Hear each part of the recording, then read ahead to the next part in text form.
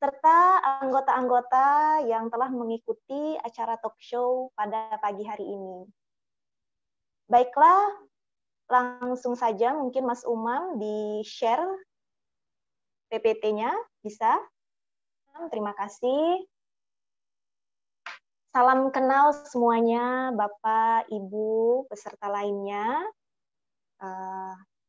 Saya di sini berkesempatan untuk berbagi pengalaman saya sebagai guru BK di pesantren An-Nur Muaro Jambi, tepatnya di Provinsi Jambi. Selanjutnya, oke. Pertama yaitu secara langsung belum ada tokoh yang mendefinisikan konseling pesantren itu sendiri sampai saat ini. Namun secara tidak langsung konseling di pesantren sudah ada dan masalah-masalah yang ada di pondok pesantren tersebut diatasi biasanya oleh staf pengasuhan ataupun langsung oleh kiainya sendiri. Nah, kedua, selama ini konseling pesantren tidak banyak dikaji. Jadi ini adalah hal-hal yang inovasi bagi calon konselor, calon sarjana untuk mengambil penelitiannya tentang konseling pesantren. Bisa secara kualitatif maupun kuantitatif. Nah, di sini tetapi faktanya banyak pesantren dari beberapa tahun yang lalu sampai sekarang konseling di pesantren itu telah terlaksana oleh tenaga profesional. Jadi biasanya ada guru BK tersendiri, ada pula guru BK pesantren tersendiri. Ini beberapa klasifikasi pondok pesantren, mungkin semuanya sudah mengenal. Yang pertama yaitu pondok pesantren berbasis salaf, yang dimana pondok pesantren yang banyak mengajarkan tentang cara bagaimana mengkaji kitab kuning dan keilmuan keagamaan lainnya. Kedua yaitu pondok pesantren modern yang mungkin bisa kita kenal dengan pondok Gontor yang berbasis Gontor ataupun pondok-pondok alumni cabang dari Gontor yang membangun pondok pesantren tersebut. Biasanya pondok ini juga mengkaji ilmu-ilmu pengetahuan umum sama seperti MTS maupun MA dan memasukkan kurikulum-kurikulum Gontor di pondok pesantren tersebut. Nah, ketiga yaitu pondok pesantren antara modern dan salaf. Ini berbasis modern tadi yang saya sebutkan, ada ilmu pengetahuan umum sama seperti sekolah keagamaan lainnya seperti MTS dan MA, dan juga mengkaji kitab-kitab kuning di sore harinya. Nah, di beberapa pondok pesantren ini saya melakukan penelitian dalam bulan yang lalu, sehingga sekarang masih proses dalam penelitian di Indonesia bagian Barat, Timur, dan Tengah. Alhamdulillah sudah terdapat guru BK tersendiri di pondok pesantren masing-masing, tepatnya di pondok pesantren modern ataupun pondok pesantren antara modern dan salafi. Nah, jadi kalaupun di yang ketiga, pondok pesantren antara modern dan salafi, adanya guru BK di sekolah, yaitu jam pagi seperti biasanya, kemudian guru BK pesantren, itu dari sore sampai malam, atau bisa kita katakan full time, 24 jam. Nah, jadi ini adalah peluang bagi kita, calon konselor nantinya yang ingin mengabdikan dirinya ke pondok pesantren, bisa untuk menjadi guru BK di pesantren tersebut. Kemudian, karena kita ketahui bahwasanya pondok pesantren sudah selayaknya memiliki guru BK khusus pesantren, yaitu tenaga keprofesionalan dalam sarjana konseling BK. Karena di mana peraturan menteri yaitu konselor yang dinamakan pendidik profesional, yaitu sarjana BK yang telah mengikuti PPG ataupun PPK sendiri, profesi konselor. Alhamdulillah beberapa bagian Indonesia Timur, Tengah, dan Barat sudah memiliki guru BK pesantren tersebut, walaupun baru hanya beberapa saja pondok pesantren yang ada. Begitu. Nah, lalu bagaimana kabar santri pesantren yang belum pernah mengenal apa itu guru BK, apa fungsi guru BK, lalu apa tugasnya? Inilah inilah semacam tugas kita sebagai calon konselor ataupun konselor yang ingin mengabdikan dirinya, mengamalkan ilmunya di pesantren, untuk mengenalkan lebih lanjut, lebih dalam lagi apa itu fungsi BK atau apa itu guru BK sebenarnya begitu. Karena calon konselor ini nantinya dituntut untuk menjadi kreatif, inovatif, serta peduli terhadap masalah-masalah yang terjadi di pondok pesantren tersebut. Nah, ini jadi tantangan bagi kita, ya. Kenapa saya bilang tantangan di sini? Karena bagaimana cara kita untuk mendidik, mengasuh, serta membimbing full time kepada santri, ya, yang sedang berkembang itu dalam upaya pencegahan, pengembangan, eksplorasi, pemberdayaan, perubahan, dan kemandirian di pondok pesantren tersebut.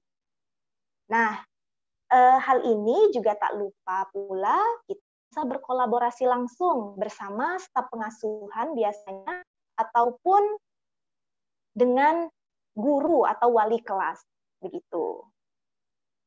Nah, seiring perkembangan zaman problematika yang dihadapi bagi santri di pesantren semakin rumit dan beragam, oleh karena itu salah satu bidang yang mampu untuk menyelesaikan problematika tersebut adalah dengan bimbingan konseling pesantren. Berbicara mengenai peranan BK di pesantren, ya, Caesar dan Stone tahun 80 menyatakan bahwa peran itu telah didefinisikan sebagai harapan atau bisa arahan untuk menjadi perilaku yang berhubungan dengan posisi. Sedangkan fungsi biasanya juga didefinisikan sebagai kegiatan yang ditugaskan untuk berperan. Lalu Uren tahun 73 juga menyatakan bahwa perbedaan antara keduanya, yaitu peran dan fungsi tadi, dapat dikonseptualisasikan sebagai salah satu tujuan atau peran dan proses, yaitu fungsi, sebagai salah satu peran dan sarana. Nah, kalau fungsi yang dibedakan dari peran mengacu pada cara pekerja melakukan bagiannya, dan fungsi ini akan memberi perhatian pada berbagai perilaku atau tugas yang mungkin dilakukan dalam peran. Begitu, selanjutnya.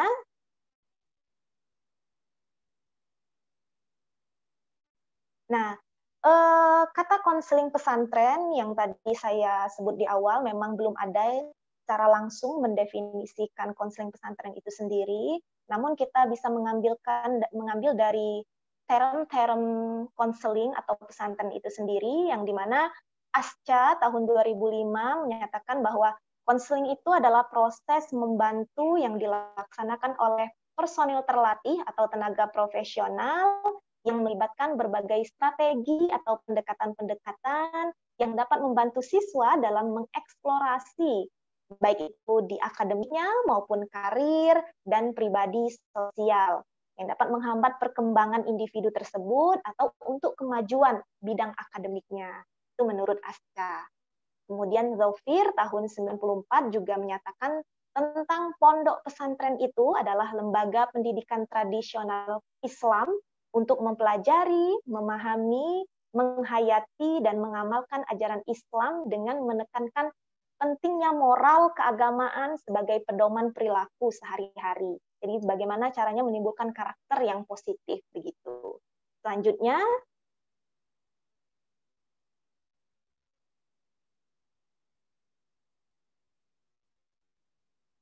oke. Lalu saya mencoba mendefinisikan sendiri bahwasanya konseling pesantren adalah upaya pemberian bantuan oleh konselor. Konselor itu tadi bisa sebagai kiai, pembimbing, atau ustadz yang belum mempunyai guru BK. Tetapi kalau misalnya sudah mempunyai guru BK, konselor itu sendiri pada permasalahan santri yang sedang menjalani proses perkembangannya, ya, agar santri dapat mencapai kebahagiaan di dunia serta di akhirat. Jadi inilah definisi tentang BK pesantren itu sendiri.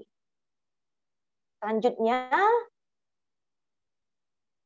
berbicara tentang peranan konselor.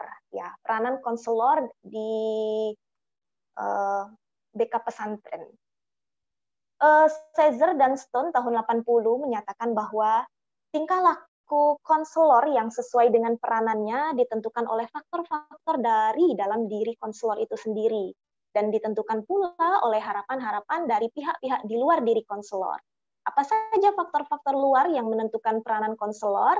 Yaitu adanya faktor administrasi, yaitu perangkat-perangkat BK yang teman-teman pelajari, seperti layanan konseling individual, bimbingan kelompok, konseling kelompok, dan lain sebagainya. Kemudian adanya staf pengajar yang dapat membantu juga. Kemudian siswa itu sendiri, orang tua, kelompok profesional, yaitu jika masalah yang dihadapi atau diatasi tidak bisa, kita bisa berkolaborasi dengan tenaga profesional lainnya, yaitu psikolog ataupun dokter, dan teman sejawat konselor sendiri. Kemudian sedangkan faktor internal yang menentukan konselor itu adalah sikap. Sikap yang harus kita miliki, yaitu dan kedua nilai-nilai dan adanya pengalaman hidup juga. Jadi kalau kita menjadi konselor awal atau pemula, ya kita belajar berproses. Walaupun ada kesalahan di dalam mengatasi masalahnya, kita dapat mengevaluasi proses dan mengevaluasi hasil dari penanganan suatu masalah tersebut. Dan terakhir yaitu latihan profesional. Kita juga dapat mengikuti berbagai seminar, talk show, ataupun hal-hal yang dapat menjadikan diri kita mampu untuk menyelesaikan masalah individu tersebut. Selanjutnya, Mas Umam.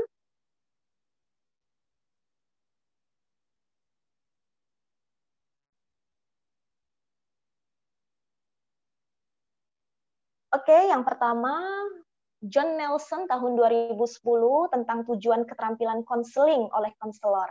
Nah, jadi bukan hanya guru BK sekolah saja yang mampu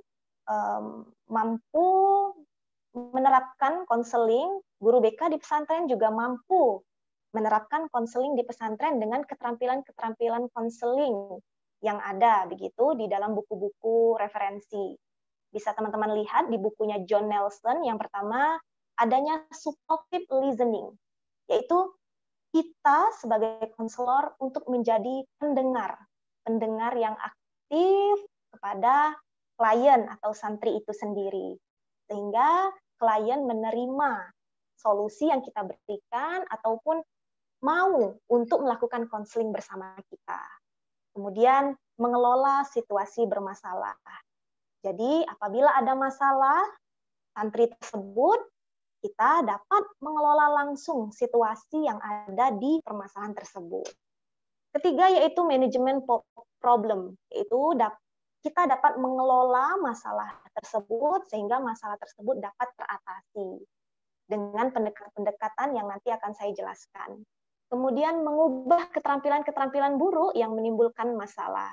Nah, biasanya santri-santri itu banyak masalah-masalah yang terjadi, baik itu masalah kecil maupun masalah besar yang nanti akan saya terangkan selanjutnya, ada di slide berikutnya. Dan terakhir yaitu mewujudkan perubahan falsafah hidup. Jadi, bagaimana cara kita untuk membuat permasalahan santri ini dapat teratasi dan santri tidak akan mengulangi permasalahan ini lagi, begitu. Selanjutnya, Mas Umam.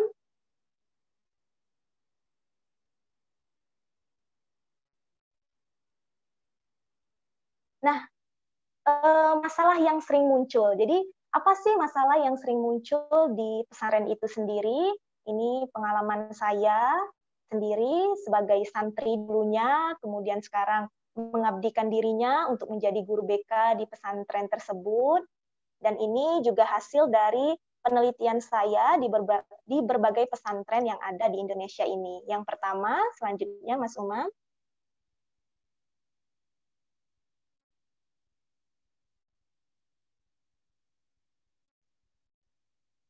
Yaitu kabur. Nah, biasanya santri-santri yang sudah lama itu, Bapak Ibu, santrinya merasa bosan di pondok, sehingga mereka mencoba untuk mengambil kegiatan lain, yaitu dengan kabur, ya. kaburnya yang nggak jauh-jauh, biasanya kabur ke samping pondoknya untuk membeli makan, atau bisa juga kadang bisa main PS, biasanya begitu. Nah, ini biasanya kabur ini dilakukan oleh santri-santri yang sudah lama menetap di pondok pesantren, 1 atau 2 tahun, hingga merasa bosan begitu. Selanjutnya,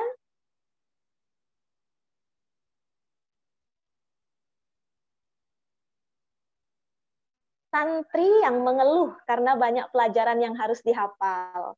Jadi kita ketahui bahwasanya kurikulum di pondok pesantren, apalagi pondok pesantren berbasis modern dan salafi, sehingga banyak pelajaran yang mereka hadapi, mereka pelajari.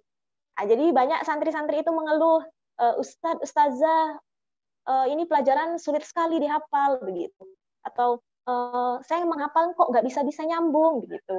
Nah, banyak keluhan-keluhan santri, sehingga konselor atau guru BK pesantren, kiai, ustadz ataupun staf pengasuhan memikirkan bagaimana metode pembelajaran yang bisa diberikan sehingga santri tidak lagi mengeluh dengan pelajaran tersebut. Nah, biasanya metode pembelajaran yang inovatif serta kreatif ini diberikan langsung oleh pondok pesantren yang berbasis modern, karena beberapa ustadz atau ustazahnya belajar lagi bagaimana cara atau membuat metode di dalam kelas sehingga kelas itu aktif, tidak tidak banyak yang tidur begitu. Lanjut.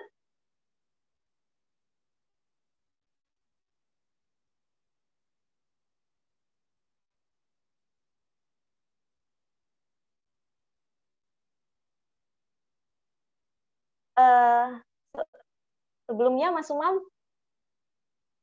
masih sebelumnya, slide sebelumnya. Oke.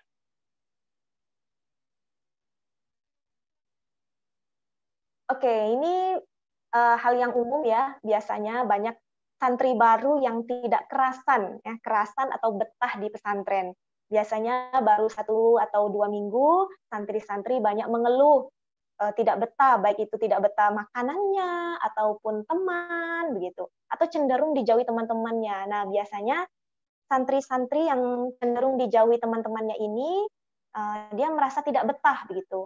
Karena kunci betahnya santri di pondok pesantren, menurut pengalaman saya sendiri, yaitu dengan kita mempunyai banyak teman di pondok. Karena siapa lagi yang ingin menjadi bagaimana lagi cara kita untuk betah di pondok kalau tidak dengan teman gitu. Nah, jadi saya menyarankan beberapa santri baru yang baru mondok 1 atau 2 minggu, tepatnya di pondok saya sendiri, untuk bersama-sama, berteman bersama-sama. Biasanya ini santri-santri baru ini dia ngekelompok begitu. Jadi buat kelompok sendiri. Geng ini, geng ini, geng ini. Nah, saya menerapkan untuk tidak membuat geng terlebih dahulu, walaupun nanti mungkin kalau udah lama itu biasa buat geng-geng sendiri itu. Nah, ini yang menjadi santri-santri cenderung tidak betah begitu dan dijauhi teman-temannya. Nah, inilah peran kita sebagai konselor mampu membuat santri baru betah di pesantren dari tahun 1 sampai tahun ke-6, yaitu 6 tahun di pondok pesantren tersebut. Selanjutnya,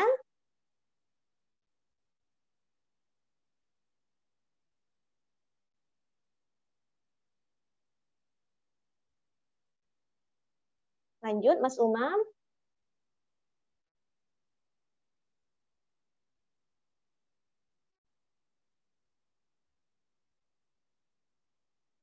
Nah, dari berbagai masalah yang kompleks tadi dan rumit ya, guru BK di pondok pesantren harus siap dan sigap dalam semua masalah yang kompleks. Karena kita sendiri mengetahui atau mengenal santri full 24 jam. Jadi kita harus siap dan sigap kapanpun santri ingin berkonsultasi atau menceritakan masalahnya dengan kita. Kita juga harus sabar sesuai dengan slide saya, sabar dengan apapun yang terjadi, karena ini sudah tugas utama kita menjadi seorang konselor di pesantren. Selanjutnya,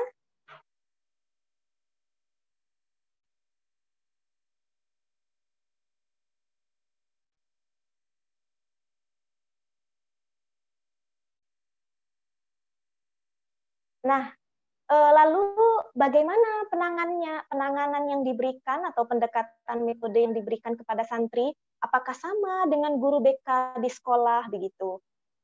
Menurut hasil penelitian saya di beberapa pondok pesantren yang telah ada guru BK pesantrennya, mereka sudah memberikan penanganan yang tepat, yaitu dengan menggunakan metode-metode atau pendekatan-pendekatan yang sering kita pakai, yaitu pendekatan cognitive behavioral therapy, kemudian ada juga penelitian tentang pendekatan Gestalt mereka berikan, kemudian dua pendekatan yang terakhir ini saya cantumkan, yaitu pendekatan postmodern yang teman-teman pernah ketahui atau kenal atau dengar ya, pendekatan SFBT, Solution Focused Brief Therapy.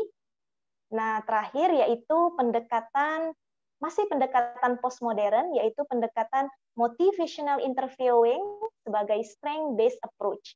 Nah, jadi dua pendekatan postmodern yang dibawa ini, yaitu pendekatan yang memang guru BK pesantren wajib pelajari, walaupun memang belum mungkin guru BK pesantren belum mendapatkan ilmu dari pendekatan ini.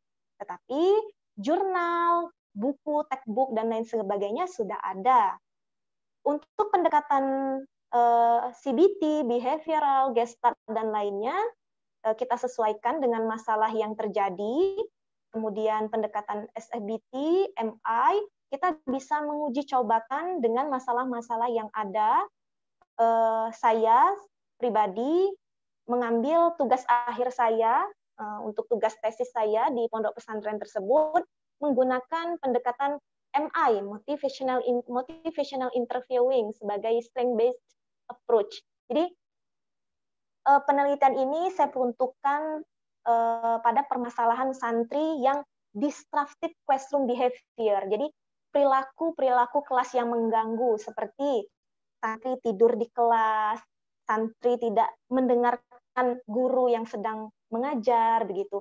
Santri yang suka keluar tanpa izin. Nah, itu salah satu ciri dari disruptive classroom behavior.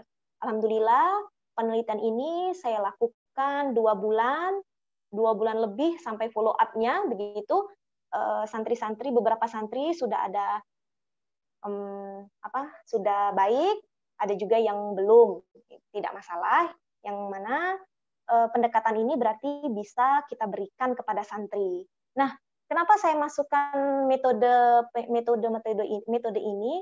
Karena beberapa metode yang di slide ini sudah pernah dilakukan oleh berbagai peneliti dalam memberikan konseling di pesantren. Biasanya pondok-pondok pesantren yang belum mempunyai guru BK, disinilah letak kelemahannya, begitu. Letak kelemahannya langsung memberikan solusi saja tanpa melakukan follow up yang lainnya, begitu, tindak lanjut yang lainnya. Namun ada juga beberapa staf pengasuhan yang berhasil menangani masalah yang ada di santri tersebut. Tetapi saya sarankan pondok pesantren untuk kedepannya, mari kita sama-sama sebagai calon konselor Prodi BKPI IAIN Kudus untuk mengembangkan keilmuannya di BK pesantren, begitu. Dengan keilmuan-keilmuan, pendekatan-pendekatan, teori-teori pendekatan yang telah diberikan oleh dosen di kampus untuk menerapkannya di pondok pesantren. Kita bantu staf-staf pengasuhan, baik kiai, kita kolaborasi bagaimana caranya untuk menyelesaikan masalah yang ada di santri tersebut. Begitu. Sehingga metode yang diberikan juga tepat dan cocok. Nah, begitu. Ini juga bisa dijadikan penelitian bagi calon-calon konselor dalam menangani masalah-masalah santri yang ada di pondok pesantren tepatnya.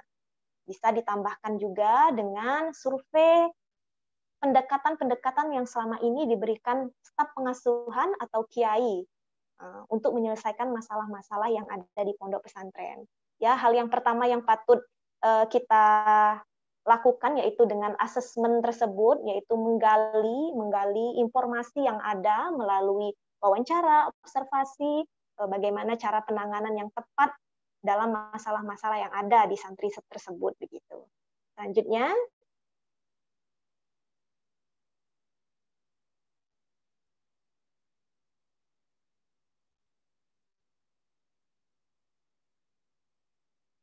oke, ini terakhir dari saya. Jadi beberapa bulan lalu yang saya ceritakan tadi bahwasanya saya sedang melakukan proses penelitian di berbagai pesantren, baik itu Indonesia Timur, Tengah, dan Barat. Mungkin ada beberapa pesantren yang belum saya teliti, karena saya mengambil sampel-sampel pesantren, 4 sampel pesantren saja di setiap bagiannya. Kelebihan yang saya temukan adanya BK pesantren di pondok pesantren ini yaitu perhatian lebih oleh guru BK pesantren tersebut ataupun kiai, staf pengasuhan yang dapat menyeluruh, perhatiannya itu menyeluruh begitu. Sehingga seluruh anak dengan perhatian yang sama merasakan kepedulian kita sebagai guru BK pesantren selama waktu 24 jam.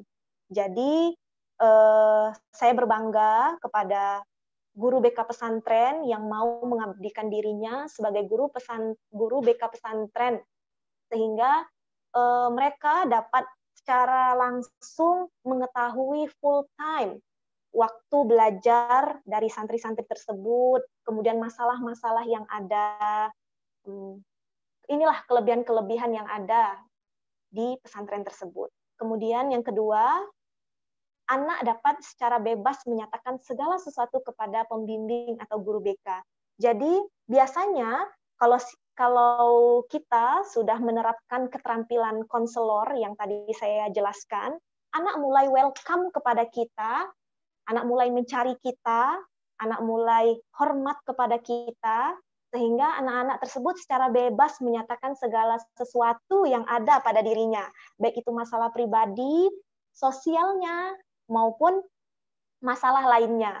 Biasanya masalah-masalah keluarga pun bisa diceritakan kepada kita sebagai guru BK, karena anak merasa sudah trust, sudah yakin, sudah trust kepada kita bahwa kita sebagai guru BK pesantren yang dapat mengatasi masalah-masalah yang mereka alami begitu.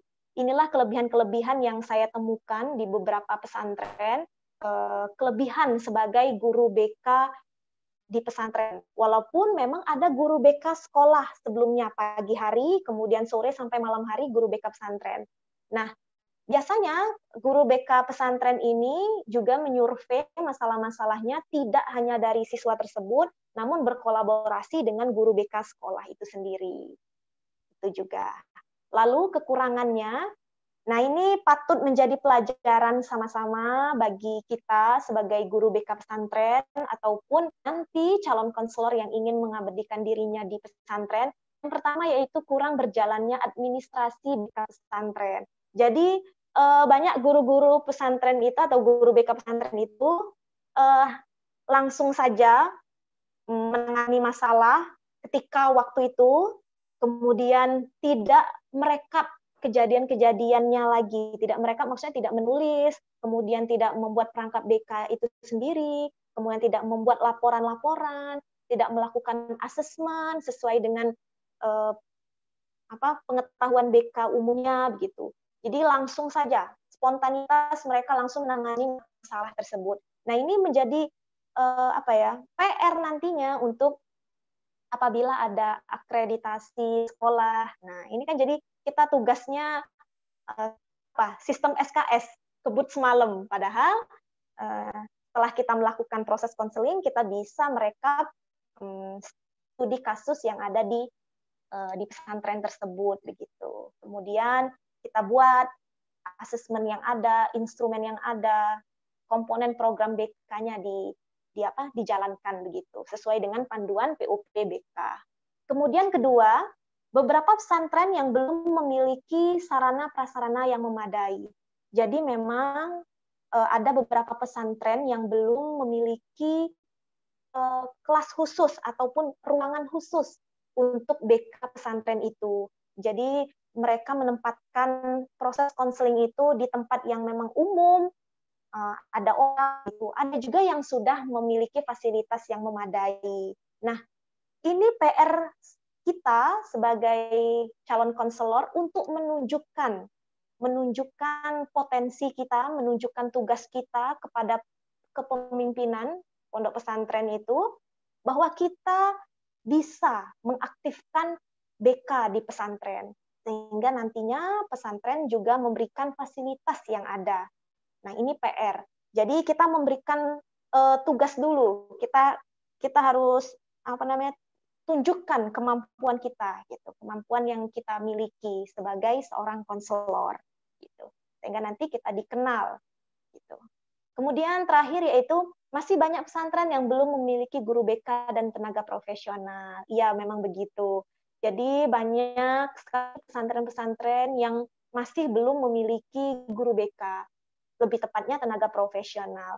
Karena di sana mereka lebih mengutamakan biasanya staf pengasuhan. Jadi ada ustadz yang khusus di bidang staf pengasuhan. Jadi inilah yang menjadi guru BK. Padahal background atau latar belakang pendidikan seorang ustadz tersebut bukan dari BK sendiri. Sehingga penanganan yang diberikannya kurang efektif atau kurang tepat gitu. Nah, ini adalah PR juga bagi kita, kekurangan-kekurangan ini, sehingga BK pesantren dapat terkenal, dapat dikenal oleh masyarakat luas ataupun oleh sekolah itu sendiri. Jadi bagaimana kita membuat visi misi atau prinsip dalam hidup kita untuk menangani masalah santri dengan baik dan tuntas. Karena BK pesantren ini sangat penting dengan berbagai masalah yang ada di pesantren. Masalah ini kompleks, rumit, sehingga kita sebagai calon konselor harus aktif dalam menyelesaikan masalah itu sendiri.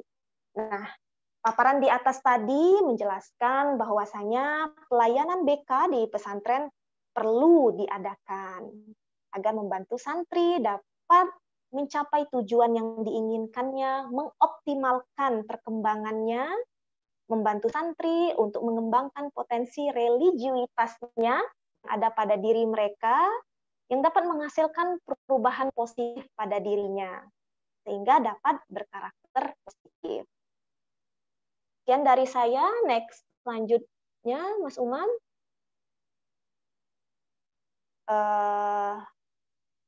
Oke, itu saja pemaparan dari saya.